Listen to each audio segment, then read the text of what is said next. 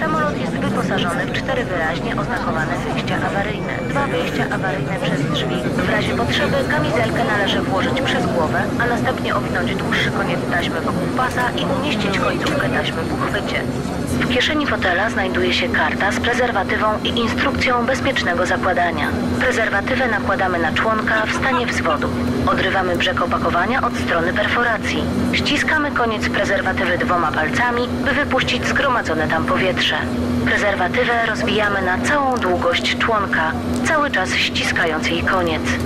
Po wytrysku należy wycofać członek, przytrzymując mocno prezerwatywę przy jego nasadzie. Wykorzystaną prezerwatywę należy wyrzucić do śmietnika. Życzymy bezpiecznych lotów z Durex.